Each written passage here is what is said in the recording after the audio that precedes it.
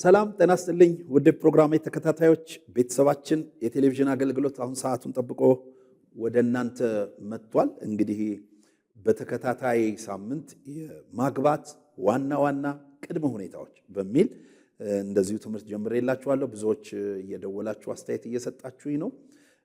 እንግዲህ ዞሮ የዚህ ፕሮግራም ዓላማ የቤተሰባችን ቴሌቪዥን አገልግሎት ዓላማ ኤልሻዳይ ቴሌቪዥን ኔትወርክም እንዲሁ ዓላማ እንግዲህ ከመንፈሳዊ ዓለም አኳያ ማህበረሰብን መገንባት ነው። ተተኪ ትውልድ፣ ብቁ ትውልድ፣ ሙሉ የሆነ ትውልድ ለማፍራት ነው። ከዚህ አኳያ ለዚህ ደግሞ መሰረቱ ቤተሰብ ነው። ቤተሰባችን ደግሞ ቤተሰብ ላይ ነው የሚሰራው። እንግዲህ ብዙዎች ምንም እንኳን ያላገቡ ወጣቶች ላይ አተኩሬ ባስተምርም በዚህኛው ሲዝን ማለት ነው ብዙ ባለትዳሮችም እንግዲህ እግዚአብሔር ተናገረን እያሉ እንደውም መልእክቱ እኮ ለወጣቶች ብቻ አልከው እንጂ እኛንም በብዙ እግዚአብሔር ተናግሮናል ብለው ብዙዎችን እግዚአብሔር እየመከረ እያስተማረ እየገሰጸም ጭምር ነው። በተለይ ባለፈው ሳምንት ስለ ሰላም ብዙ ተነጋግረናል።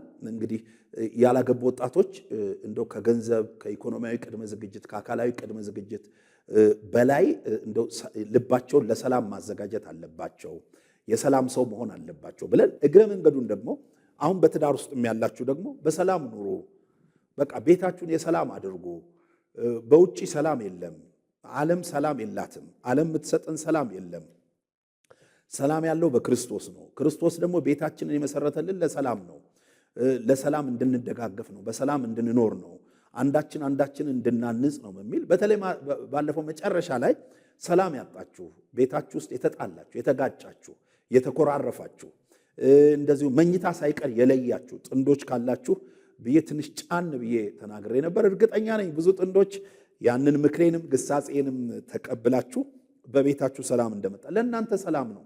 ሰላሙ የሚጠቅመው ለእናንተ ነው ወገኖች። አለበዛ ሰላም ስናጣ ጤናም ይዛባል። በነገራችን ላይ በሰውነታችን ውስጥ ሰላም ስናጣ ብቻ ጠብቀው የሚመነጩ መጥፎ የተፈጥሮ ቅመሞች አሉ እና እነዚህ ጤናን ያዛባሉ። አንዳንዶች እኮ በራሳቸው ሰላም ማምጣት ሲችሉ ጦርነት ውስጥ ይገባሉ፣ እልህ ውስጥ ይገባሉ። ወገኖች ይኸውላችሁ ስናገባ በቃ አሁን የተጋባችሁ ሰዎች ተሸንፈሽ ነው ያገባሽው። በቃ ተሸንፈሻል ለሱ። ከሁሉም ባለፈውም ነግሬያችኋለሁ፣ ከ4 ቢሊዮን ወንዶች ውስጥ እሱን መርጠሽ ስትገቢ ያኔ ለፍቅር ተሸንፈሻል። በቃ እና አሁን አሸናፊ ተሸናፊ ጨዋታ በቤታችሁ መጫወት የለባችሁ። አንተም ደግሞ እግዚአብሔር የሰጠው የጋብቻ ቻንስ አንድ ነው። እችን አንዷን የጋብቻ ቻንስ ለሷ የሰጠኸው በፍቅር ተሸንፈህላት ነው። በቃ ተሸንፈሃል። አሁን እልህኝነት፣ እኔ እንትና ዘር ነኝ፣ እኔ እንደዚህ ነው፣ ዘራፍ ጨዋታ ጋብቻ ውስጥ የለም። እያንዳንዱ ባል ለትዳሩ መሸነፍ አለበት። እያንዳንዷ ሚስት ለትዳሯ መሸነፍ አለባት። ለምን? ይሄ ተቋም ክቡር ተቋም ነው። ይሄ ተቋም የሚፈልገው ኮሚትመንት አለ። ለምሳሌ እኮ የክርስትና ህይወት እኮ ራሱ የሚፈልገው ኮሚትመንት አለ እንዴ።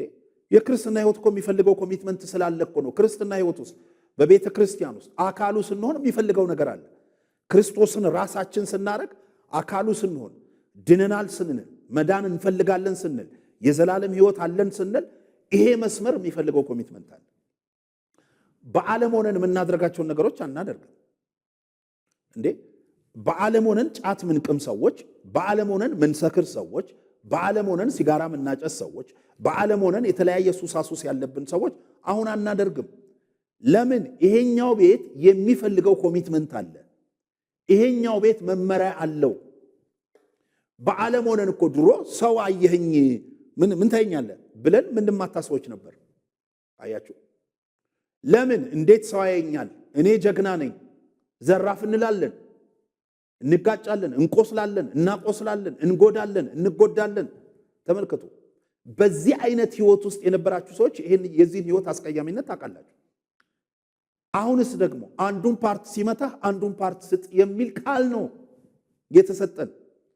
አሁን ያለንበት መንግስት ይሄ ኮሚትመንት አለው። ይሄን ኮሚትመንት ይጠይቃል። ይሄን መመዘኛ ይጠይቃል። አያችሁ? ስለዚህ ሰው ቢፎክርብህም አሁን አትመታም። አሁን ለሰላም ነው የምትሰራው። ለምን? ይሄኛው መንግስት በዚህኛው መንግስት ለመኖር የሚያስፈልገው ፕሮሲጀር ይሄ ስለሆነ ነው። ሩል አለው ይሄኛው መንግስት። አያችሁ፣ ይሄኛው መንግስት መርህ አለው። ይሄንን ወደ ጋብቻ ህይወት ሳመጣው ወገኖቼ በቃ በዓለም ብዙ ባህሪ ሊኖርባችሁ ይችላል። አስተዳደጋችሁ ላይ ብዙ ባህሪ ሊኖርባችሁ ይችላል። በዚህኛው ውስጥ ግን ተሸንፈሃል። ስለዚህ በዚህኛው ውስጥ ከእግዚአብሔር ቀጥሎ ትኩረት ብትሰጠው ለሷ ነው። በዚህኛው ውስጥ ከማንም ሰው በላይ ከሷ ጋር በሰላም ለመኖር ነው ትኩረት መስጠት ያለብን። ይኸውልህ በቤተ ክርስቲያን ውስጥ ሰላም ሆነህ በቤተ ክርስቲያን ውስጥ ሰላም ሆነሽ በምትሰሪበት መስሪያ ቤት ውስጥ ሰላም ሆነሽ ሰው የተባረከች ሴት የሚባሉ አሉ። አንዳንዶች ጴንጤ ማለት እንደ ከሊት ከሆነ ሁሉም ሰው ጴንጤ ቢሆን አይቆጭም ይባሉ። ጴንጤ ማለት እንደ ከሌ ከሆነ እሱ ምን ያውቃል ተብለህ በቤት ውስጥ ግን ሰላም ማምጣት ካልቻልክ አስመሳይ ነህ። ፊት ለፊት እነግርሃለሁ። ለምን ከብዙ ሺና ከብዙ መቶዎች ከብዙ አስሮች ጋር ሰላም ማምጣት ነው የሚቀለው፣ ከአንድ የትዳር ጓደኛ ጋር ሰላም ማምጣት ነው የሚቀለው። አያችሁ። ስለዚህ ባለፈውም እንዳልኳችሁ ለሰላም ሰው ቅሬታ አለው። ለቅ ቢቻላችሁ ከሰው ሁሉ ጋር በሰላም ኑሩ ነው የሚለው። ከሰው ሁሉ ጋር በሰላም ኖሬ ከአንድ የትዳር ጓደኛዬ ጋር በሰላም መኖር ካቃተኝ ሰላማዊ ሰው አይደለሁም ማለት ነው። ከሰው ሁሉ ጋር በሰላም ኖሮሽ የሴቶች ማህበር ላይ ወደውሽ፣ መንግስት አስተዳደር ውስጥ ወደውሽ፣ የተለያየ ቸርች ውስጥ ወደውሽ፣ እዛም ሰላም ሆነሽ አይከሌት እሷ እኮ ከሌለችበት አይጣፍጥም ተብለሽ ቤቱን ስትገቢ የምትበጠብጪ ከሆነ አንቺ ሴት እርግጠኛ ሆኜ እነግርሻለሁ እየሸወድሻቸው ነው ሰዎቹን። አስመሳይ ነሽ። አይ ባለቤቴ እኮ ክፉ ሰው ስለሆነ እኔ እሱን ነው እንጂ ከሌላውም ጋር በሰላም ነው ራሴ እንዴት እንዴ ከመቶ ሰው አንቺ በሰላም አብረሻቸው ከምትኖሪ ከመቶና በሺዎች ከሚቆጠሩ ሰዎች እንዴት አንድ ክፉ ሰው ይጠፋል? ክፉ ጠፍቶ ነው ወይ? አይደለም። ለነሱ ዝቅ ብለሻል። ለነሱ ልብሽን ከፍተሻል። ለባልሽም ልብሽን ክፈችለት። በሰላም ኑሩ። የቤታችሁን ሰላም ተንከባከቡ። ለምን መሰላችሁ? ዓለም ሰላም አጣ። ኑሮው ሰላም አሳጥቶን፣ ፖለቲካው ሰላም አሳጥቶን፣ የዓለም ሀያላን ሰላም አሳጥተውን እንዴ በሰላም መታጣት ከምስራቅ አፍሪካ ከሀገራችን ከምስራቅ አፍሪካ ጀምሮ ዓለም እየተናወጠች እንዴት ቤትህን ከነውጥ ነፃ ማድረግ ያቅታል? ከጌታ ጋር እንዴ ሰላማዊ ሁኑ። ኢሞሽናችሁን ኮንትሮል አድርጉ። ሰላማችሁን ጠብቁ። ምንም ነገር ግልብጥብጡ ይውጣ፣ የእናንተ ሰላም ግን እንዳይናጋ። በውሃ ቀጠነ ሰላሙን የምታናውጡ ቤቱን የምትበጠብጡ ሰዎች፣ ከውጪ ስትገቡ እየተቆጣችሁ የምትገቡ ባሎች፣ ከውጪ ስትገቡ እየተቆጣችሁ የምትገቡ ሚስቶች፣ ውጪ ስትስቁ ውላችሁ ሰውን ሰላም ስትመግቡ ውላችሁ ቤት ውስጥ ግን ጸብ የምትመግቡ፣ እውነቴን ነው የምላችሁ እናንተ ሰዎች እግዚአብሔር አይቷችኋል።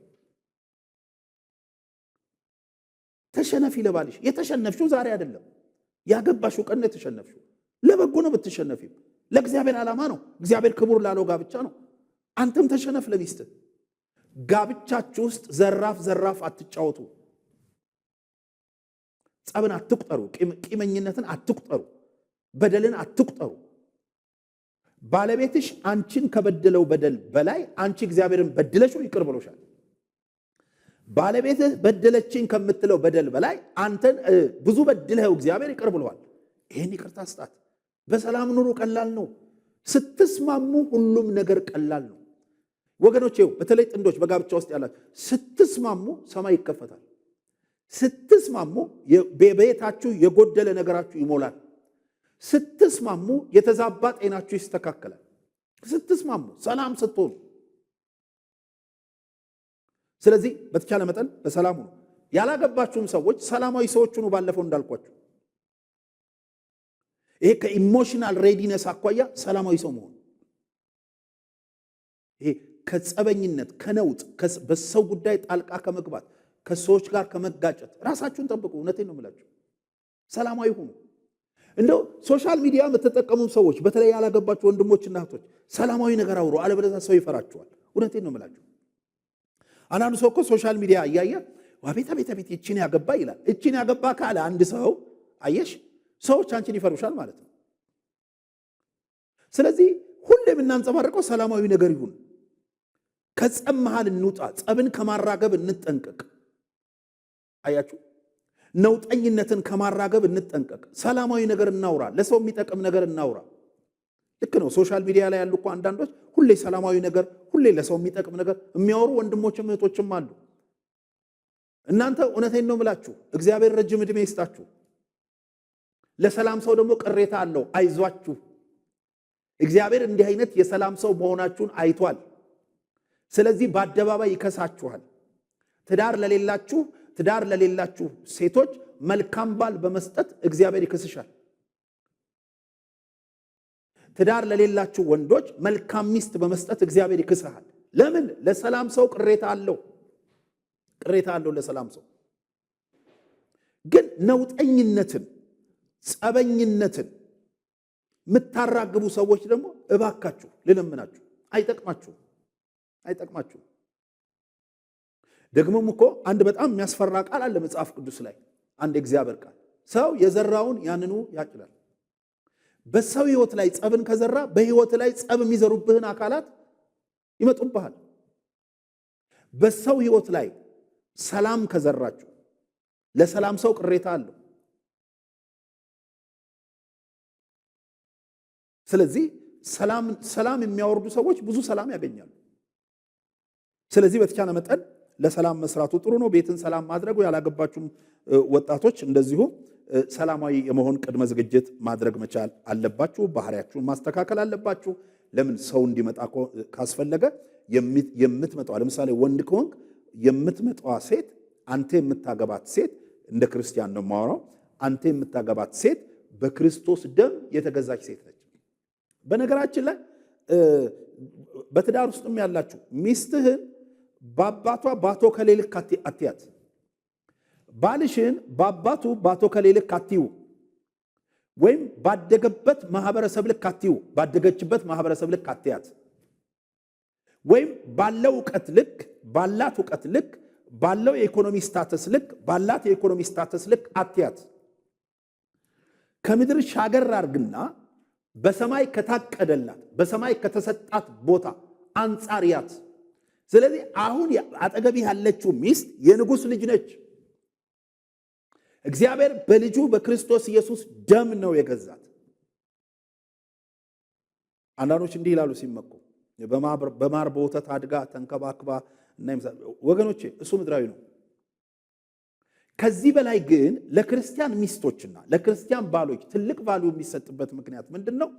ደም ተከፍሎላቸዋል። የንጉሥ ልጆች ናቸው። ስለዚህ ብራዘር፣ ሚስት የንጉሥ ልጅ ነች። የሚስት የአባቷ ቤተ መንግስት ሰማይ ነው። የሚስት አባት ኢየሱስ ወይም የባልሽ አባት ኢየሱስ ደግሞ እንደ ምድር ነገስታት ቀስ ብሎ በመረጃ አማካኝነት የተሰራብሽም በደል በፖሊስ አጣርቶ አይደለም የሚያየው። አይሽ፣ እያንዳንዱ በደል ሲሰራ ወዲያው ሪፖርት ይደርሳል። ለምን? አይኖቹ በሁሉም ቦታ ያያሉ። ስለዚህ እግዚአብሔርን እየፈራ ለሚስት ፍቅር ስጥ። እግዚአብሔርን እየፈራሽ ለባልሽ ፍቅር ስጭ። ባልሽ ባንቺ ምክንያት ሰላሙ ቢናጋ፣ ባንቺ ምክንያት ቢያዘን፣ እግዚአብሔርን እያሳዘንሽ ነው። እሱን ከሐዘን ለማውጣት ማድረግ የምትችው ነገር እያለ ሚስትህም ብታዘን፣ በምንም ትዘን፣ እኔም ምክንያት አይደለሁም በል፣ ግድ የለም። ግን እሷን ከሐዘን ለማውጣት እየቻልክ አቅም እያለ እግዚአብሔር ጤና ሰጥቶ፣ እግዚአብሔር አቅም ሰጥቶ፣ እግዚአብሔር ጉልበት ሰጥቶ በምትችለው መንገድ ሁሉ መጨረሻው ጥግ ድረስ ሄደ የእሷን እንባ ለማበስ፣ እሷን ከሐዘን ለመውጣት፣ የተሰበረ ልቧን ከስብራት ለመውጣት ጥረት ካላደረክ ሪፖርት ላይ ወዲያው ነው የሚደርሰው። ለምን? እግዚአብሔር አምኖ ልጁን ላንተ ሰጥቷል፣ በደም የገዛትን ልጁን። አሁን ብዙዎቻችን ምንስተው በጣም የሚገርማችሁ ነገር ያገባት ልጅ የአቶ ከሌ ልጅ ነች ብሎ ያስብና በአቶ ከሌ ልክ ያያታል። የአቶ ከሌ ኢኮኖሚ፣ ያደገችበት ኢኮኖሚ፣ የኖረችበት ቤተሰብ፣ የኖረችበት ኢኮኖሚ፣ የተማረችው ትምህርት፣ የተማረችበት ቤተሰብ፣ የምትኖርበት ሀገር፣ ዜግነት በዛ ልክ ያል አይደለም። እሱ ምድራዊ ነው። ግን ያንተ ሚስት ሰማያዊ ዜጋ ነች። ግን ያንቺ ባል ሰማያዊ ዜጋ ነው። ስለዚህ በዜግነቷ ልክ አክብራት። በዜግነቱ ልክ አክብሪው። አባቷ ንጉሥ ኢየሱስ በመሆኑ ልክ አክብራት። አባቱ ንጉሥ ኢየሱስ በመሆኑ ልክ አክብሪው። ይሄ ሰላምን ያመጣል። ይሄ የበለጠ እንድንከባበር ያደርገናል። ይሄ የበለጠ እንድንያያዝ ያደርገናል። ደግሞ እኮ አንድ መንግስት ነው የምንኖርሰው። ደግሞ እኮ ይሄ ምድር የእንግድነት ምድራችን ነው። እግዚአብሔር እዚህ ምድር ላይ እኮ ያስቀመጠን በሁለንተናዊ ነገር ሙሉ እንድንሆን ነው። አያችሁ፣ ክርስቶስን ወደ መምሰል እንድንመጣ ነው። ልንሰራ ነው ያስቀመጠን። በነገራችን ላይ ወንድሞቼ እህቶቼ፣ እግዚአብሔር እዚህ ምድር ላይ ያስቀመጠን ቤት እንድንገነባ፣ ፎቅ እንድንገነባ፣ መኪና አይደለም። እንድንበላ እንድንጠጣ ምንም አዲስ ነገር የለም። የሚገርማችሁ ምንም እኮ አዲስ ነገር የለም። ቆይ አንድ ነገር ልጠይቃችሁ። አሁን አረጋችሁ ምን አዲስ ነገር አለ? ሁሉ ነገር ይሰለቻል። በጣም እኮ ይገርማል። ሁሉ ነገር እኔ ግርም ይለኛል። የሆነ ልብስ ቆይ እስቲ ይሄን ልብስ ብገዛው ደስ ይላልና ከዛ ምናልባት አንድ ቀን 2 ቀን ወይ 3 ቀን ከለበስኩት በኋላ አዲስነቱ ያልፍብኛል። ያው ነው ተራ ይሆንብኛል። የሆነ መኪና እቺ መኪና ነድቼ በቃ እቺ መኪና በጣም ሌክዠሪ ነች። እቺ መኪና ነድቼ ከዛ ለላ አንድ ሳምንት ነው ምድር ነው። ከዛ ወደ አሮጌ ይሆንባል። ከዛ ደግሞ ቢበልጣል። ምንም አዲስ ነገር የለም። አየ። ስለዚህ እዚህ ምድር ላይ እንድንረካ አይደለም እግዚአብሔር ያስቀምጠን። ይቺ ምድር የመሸጋገሪያ ድልድያችን ነች። ወደ ዘላለም ቤታችን ምንሸጋገርባት ድልድያችን ነች። ስለዚህ የዘላለም ደስታ ቦታ አለን። የዘላለም ሙላት ቦታ አለን። ዘላለም እልል የምንልበት ቦታ አለን። ዘላለም በበጉ ፊት ምናሸበሽብበት ምናመልክበት ቦታ አለን። ሁል ጊዜ ነጩን ልብስ ለብሰን፣ ሁል ጊዜ ንጹህ ሆነን፣ ሁል ጊዜ በመንፈስ ሆነን ጌታን ምናከብርበት ቦታ አለን። ያ ቦታ ተይዞልናል። እንግዳ እንዴት ይጣላል እንዴ? በእንግድነት ያለ እንዴት ይጣላል? ስለዚህ ሰላም ሁኑ፣ ተስማሙ፣ ተከባበሩ። እንግዲህ ከዚህ ከኢሞሽናል ሬዲነስ አኳያ 4 የኢሞሽናል ሬዲነስ ወይም የስሜታዊ ቅድመ ዝግጅት መገለጫዎችን ተመልክተናል። በተለይ ከወጣቶች አኳያ። ሌላው ወጣቶች ከዚህ ከስሜታዊ ቅድመ ዝግጅት አኳያ ሌላው ትኩረት ሊሰጡት የሚገባው 5ኛው ነገር ደስተኝነት ነው። ደስተኝነት፣ ደስተኛ መሆን። ጋብቻን እግዚአብሔር የሰጠው አንድ ወንድና አንዲት ሴት እስከ ሕይወት ዘመናቸው በጥምረት ደስተኛ ሆነው እንዲኖሩ ነው። በዚህ አንድነታቸው ውስጥ ተግዳሮት የለም ማለት አይደለም። ተግዳሮት አለ። ተግዳሮቶቻቸውን እያሸነፉ ግን የአብሮነታቸውን ደስታ እየጠበቁ እንዲሄዱ ነው እግዚአብሔር ጋብቻን የሰጠው። ሰዎች ብዙ ጊዜ ደስታ የራቃቸው የሚሆኑት ደስታቸውን በሁኔታዎች ላይ ስለሚያደርጉ። ሁኔታን መከተል ነፋስን እንደመከተል ነው። አሁን የዓለሙን ሁኔታን መከተል ቅድም እንዳልኳቸው ነፋስን እንደመከተል ነው። እኛ ግን ሁልጊዜ ደስ ይበላችሁ፣ በጌታ ደስ ይበላችሁ ያለ ጌታ በዙፋኑ ላይ አለ። እኔና እናንተን የደስታውን መንፈስ የሰጠን ጌታ፣ አጽናኙን መንፈስ ቅዱስ በእኛ ውስጥ እኛን መቅደስ አድርጎ በውስጣችን ያስቀመጠ እግዚአብሔር፣ አያችሁ፣ የአጽናኙ መንፈስ ቅዱስ ቤተ መቅደስ ሆነን እኛ ማዘን አይገባንም። ስለዚህ ሁል ጊዜ በደስታ መኖር ይገባል። መጽሐፍ ቅዱስ ምሳሌ 15:15 ላይ እንዲህ ይላል፣ ልቡ የሚያዝን ሰው ዘመኑ ሁሉ የክፋት ናት ይላል። የልብ ደስታ ግን ሁል ጊዜ እንደ ግብዣ ነው ይላል። ሁል ጊዜ የሚገርማችሁ፣ ሁል ጊዜ የምግብ ግብዣ ኖሮት ሰው ደስታ ከሌለው ዋጋ የለው። እንደውም ምግቡ ወደ መርዝነት ይለወጥበታል። አያችሁ፣ ይባርኩ። ግን ሰው ውስጡ ደስታ መሆን አለበት። ደስተኛ መሆን ያስፈልጋል። ለዚህ ነው ደስታ ትልቅ ትኩረት የሚሰጠው ስለሆነ በአዲስ ኪዳን ብቻ ወደ 60 ጊዜ ተጠቅሷል። የሚገርማችሁ ደስታ ደስ ይበላችሁ የሚለው ቃል ደግሞ በአዲስ ኪዳን ብቻ 72 ጊዜ ተጠቅሷል። የሚገርም እኮ ነው። በዚህ ልክ የተጠቀሱ ቃሎች ብዙ የሉም። ደስ ይበላችሁ፣ ደስ ይበላችሁ። እንደገና መዝሙር 68:3 ላይ ጻድቃን ደስ ይበላችሁ፣ በእግዚአብሔር ፊት ሐሴትን አድርጉ፣ በደስታም ደስ ይበላችሁ ይላል። በኢየሱስ በጣም እኮ ነው የሚገርመው።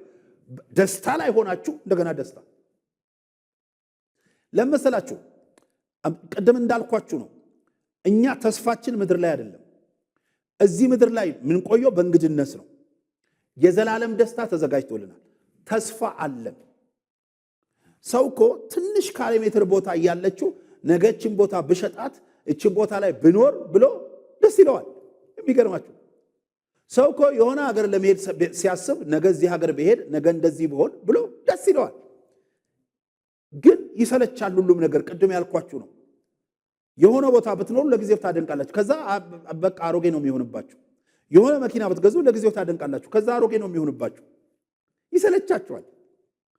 ግን የሚገርማችሁ እኛ ክርስቲያኖች የማይሰለች የዘላለም ደስታ ተዘጋጅቶልናል። ስለዚህ ደስታችን መንከባከብ አለብን። ያላገባችሁ ሰዎች ደስታችሁን መንከባከብ አለባችሁ። ደስተኛ መሆን መቻል አለባችሁ። ለደስታ ቀጠሮ አትያዙ። ብዙ ጊዜ ለደስታ ቀጠሮ የሚይዙ ሰዎች ዓለም ስለማትሞላ አይደሰቱም። አንዳንድ ሰው እንዲህ ይላል፣ ነገ ይሄን አግኝቼ ያኔ በቃ እኔ ቢጠሩኝ አልሰማም ይላል። አንዳንድ ሰውም የሆነ ነገር አንድ ሰው ሲያገኝ ከሌ እኮ ተተኮሰ ይላል። ደግሞ አሁን የዘመኑ ቋንቋ ተተኮሰ፣ ጥይት ይሁን ሚሳኤል ይሁን አይገባኝ፣ ተተኮሰ። የት ነው የሚተኮሰው? አንዳንዱ እኮ ተተኮሰ ይሉታል። ወደ ደስታ አይደለም ወደ ጭንቀት ሊሆን ይችላል የተተኮሰው። በነገራችን ላይ ወገኖቼ የሀብት የገንዘብ ብዛት ጌታን ከመፍራት ጋር ካልሆነ ጭንቀት ነው ይዞባቸው ይመጣው። ለዚህ እኮ ነው ባደጉት ሀገሮች እኮ ስንመለከት አብዛኛው ሰው እኮ ለጭንቀት ይዳረጋል። ሌክዠሪ ላይፍ የሚኖሩ ይመስላል፣ ግን አብዛኛው ሰው ስትረስ አለበት። አብዛኛው ሰው እንዴ በጣም አደጉ ጫፍ ደረሱ በምትባለው እኮ አሜሪካ በአውሮፓም ጭምር እንዴ ከሌላው ሀገር ከደሃው ሀገር እኮ ይልቅ ሱሳይድ የሚያደርጉ ራሳቸውን ባዶ ቤት ውስጥ የሚያጠፉ የሰዎች ቁጥር በአሜሪካ እኮ አንደኛ ነው ካለ። ልብ አድርጉ። መንገዱ ይመቻል፣ የመንግስት አስተዳደሩ ይመቻል፣ ምግቡ ይመቻል፣ ልብሱ ይመቻል፣ መኪናው ይመቻል። አያችሁ፣ ግን ደስታ አልሆናቸውም። ደስታ የሚሆነን ሰላም የሚሆነን የእግዚአብሔርን ሐሳብ መረዳት ነው። ለዚህ እኮ ነው እግዚአብሔርን ከመፍራት ጋር የሆነችው ጥቂት ነገር ታስደስታለች ወገኖች። ስለዚህ እንደሰት ካል ከመነሻ እኮ ከስክራች ብንነሳ በቃ ዝም ብለን እኮ ብናስበው ተፈጥሯችን ራሱ እኮ ደስታ ነው። ዝም ብለህ እኮ ብታስበው ይህን አይንህን እግዚአብሔር ባይሰጥ ማን ይሰጥ ነበር? ዝም ብለህ እኮ ብታስበው የምትሄድበት እግር አለ። ዝም ብለህ እኮ ብታስበው ጤናህን ብታስበው እያንዳንዱ ሰውነትህን ብታስበው የሆነች እኮ አንድ ሲስተም አይደለችም። አንዳንዶቻችን እኮ አንድ ሲስተም የሆነች ወይ ኮምፒውተራችን ወይ መኪናችን ስትበላሽ እኮ ምን ያህል እንደምንጨነቅ እናውቃለን። ልብ አድርጉ። ሳይበላሽ ሳትበላሽ ይህን ሁሉ ነገር ገጣጥሞህ በሰላም ወጥተህ በሰላም የምትገባው አንተ ደስ ያላለ ማ ደስ ይለዋል። ለዚህ እኮ ነው መዝሙረኛው ይሄ ገባውና መዝሙር 139 ከ13 ከ16 ላይ እንዲህ ይላል፣ አቤቱ አንተ ኩላሊቴን ፈጥረሃልና በእናቴም ሞት ሰውረኸኛል። ግሩምና ድንቆኝ ተፈጥሬያለሁና አመሰግናለሁ። ምን ሌላ ቦታ አስኬደው ራሱ ተፈጥሮ ሀብት ነው እንዲህ በዚህ ደስ ይበል። አንዳንድ ሰው እንዲህ አሁን የኔ ኑሮ ነው። ለምን ደስታው እንደሚያጣ ታውቃላችሁ? ራሱን ከሌሎች ጋር ስለሚያነጻጽር። ራስን ከራስ ጋር ግን ብታነጻጽር ደስ ይላል። ለምሳሌ ራስን ከራስ ጋር ብታነጻጽር ዛሬ ያለህ አንተ ነው ያነጋኸው። ማታ ስተኛ ለመነሳትህ አንተ አስተዋጽኦ አድርገሃል። ለምሳሌ በምተኝ ጊዜ ማታ እንቅልፍ ሲይዝ የደም ዝውውርህ እንዳይቆም ያደረግከው አንተ ነህ። የልብ ምትህ እንዳይቆም ያደረግከው አንተ ነህ። ትንፋሽ እንዳይቆም ያደረግከው አንተ ነህ። እነዚህን ሁሉ ሲስተሞችን ጠቅላላ ዓለም እኮ ይሄን ለማጥናት ብዙ ሺህ ዓመት ፈጅቶባታል። ሲስተም ተብሎ በብዙ ነገር የተገጣጠመውን ነገር የገጣጠምከው አንተ ነህ። እያሰራው ያለኸው አንተ ነህ። በሰላም ወጥተህ በሰላም ለመግባት ጥበቃ የምታደርገው አንተ ነህ። አይንህ ወደፊት ነው የሚያየው። ከኋላ የሆነ ነገር መጥቶ ቢገጭስ የጠበቅከው ራስህን አንተ ነህ። ልብ አድርግ። ምግብ በላህ፣ በውስጥ ገብቶ እንዲፈጭ ያደረግከው አንተ ነህ። ምግብ በልተህ ከምግብ ውስጥ ደግሞ መርዛማው ነገር ተጣርቶ እንዲወጣና የሚጠቅመው ነገር ወደ ሰውነት እንዲሰራጭ ያደረግከው አንተ ነህ። በጣም ይገርማል። አይደለም። ይሄ ካንተ አይምሮ በላይ ነው ብራዘር ሲስተርዬ፣ ይሄ ካንቺ አይምሮ በላይ ነው። ይሄንን ኮንትሮል የሚያደርገው እግዚአብሔር ነው። ይሄ ብቻ እኮ ያስደስታል። ለዚህ እኮ ነው መዝሙረኛው አንተ ኩላሊቴን ፈጥረሃልና በእናቴም ማህፀን ውስጥ አበጃጅተህ ሰወርከኝ አለና ፈጥረሃል። በቃ ካለመኖር ወደ መኖር አምጥተኸኛል። ከመፈጠሬ ጀምሮ በኔ ላይ ትልቅ ስራ ሰርተሃል አለና ግሩምና ድንቆኜ ተፈጥሬያለሁና አመሰግንሃለሁ። ስራ ድንቅ ነው፣ ነፍሴም ይህንን በውል ተረድታለች። ድንቅ ነህ አንተ፣ ድንቅ ነህ። በቃ አንተ በኔ ላይ ተጠባሃል። ድንቅ ነህ፣ ድንቅ ነህ። እውነቴ ነው። ትልቁን ሀብት ይዘን አንዳንዶቻችን ትልቁን ሀብት ጤና ይዘን ትልቁን ሀብት እኮ ነው የጤና መዛባት የሚያስከፍለውን ዋጋ ምን ያህል እንደሚያሰቃይ በየሆስፒታሉ መዞር በቂ ነው። ግን አመስግን ጌታ። ደስተኛ ሁን፣ ደስተኛ ሁን። አንደኛ ተሰሎንቄ 5:16-18 ላይ እንዲህ ይላል፣ ሁልጊዜ በጌታ ደስ ይበላችሁ፣ ሳታቋርጡ ጸልዩ፣ በሁሉ አመስግኑ፣ ይህ የእግዚአብሔር ፈቃድ በክርስቶስ ኢየሱስ ወደ እናንተ ነውና። ሁልጊዜ ደስ ይበላችሁ በጌታ። በማ በጌታ። አሁን እኮ ብዙ ሰዎች የምንከፋው ደስታችን በጌታ ላይ ዲፔንድ ስላልሆነ ነው። አንዳንዱ ሰው ደስታው ያለው የረት ጉርሱ ላይ ነው፣ ሲበላ ነው ደስ የሚለው። አንዳንዱ ሰው ደስታው ያለው ጣፋጭ ምግብ ላይ ነው። ይገርማል እኮ። አንዳንዱ ሰው ደስታው ያለው ዘመናዊ መኪና መንዳት ላይ ነው። አንዳንዱ ሰው ደስታው ያለው ከከሌ ጋር እኩል ሲሆን ነው። ግን አይደለም። ሁልጊዜ በጌታ ነው የሚለው። በምግብ አይልም፣ በመኪና አይልም፣ በህንፃ አይልም፣ በሀብት አይልም፣ በብር አይልም፣ በዶላር አይልም። ሁል ጊዜ በጌታ ደስ ይበላችሁ፣ ደስ ይበላችሁ። መዝሙር 119:164 እንዲህ ይላል፣ ስለ ጽድቅ ፍርድ 7 ጊዜ በቀን አመሰግንሃለሁ። ሕግን ለሚወዱ ብዙ ደስታ ነው ይላል፣ ብዙ ሰላም ነው ይላል። ስለዚህ ያላገባችሁ ሰዎች ደስተኝነትን ተለማመዱ። በሆነ ባልሆነ የምትነጫነጭ፣ በሆነ ባልሆነ የምታዝን፣ ከዚህም ከዛ የምትጋጭ ደስታ የሚጠፋ ከሆነ ነገ ይሄን ባህሪ ይዘህ እኮ ትዳር ውስጥ ልገባ ነው። ስለዚህ ይሄን ባህሪ የማስወገድ ከፍተኛ ቅድመ ዝግጅት ማድረግ አለብን። ደስተኝነት ያስፈልጋል። ደስተኛ መሆን ቢጎልም ቢሞላም በጌታ ደስተኛ መሆን ቢገኝም ቢታጣም፣ ጣፋጭ ብትበላም ባትበላም፣ ጥሩ ብትለብስም ባትለብስም በጌታ ደስተኛ መሆን፣ በጌታ ደስተኛ መሆን። ለነገሩ በጌታ ደስተኛ የሆኑ ሰዎችን እግዚአብሔር ምንም አያሳጣም። ግን ሁል ጊዜ ደስተኛ መሆን ይገባል። ይህ መልእክት አላለቀም። በቀጣይ ቀጣዩን ክፍል ይዤላችሁ ቀርባለሁ። እስከ ሳምንት ተወያዩበት፣ በመልእክቱ ተነጋገሩበት። እንደገናም ደግሞ ጥያቄም ካላችሁ ስክሪኑ ላይ በሚወጣው ስልክ ደውሉልኝ። ጥያቄያችሁን ልመልስ እሞክራለሁ። ምክር የምትፈልጉ ከሆነ ልመክራችሁ፣ ልረዳችሁ ሁሌም ዝግጁ ነኝ። ወዳችኋለሁ። ባባይ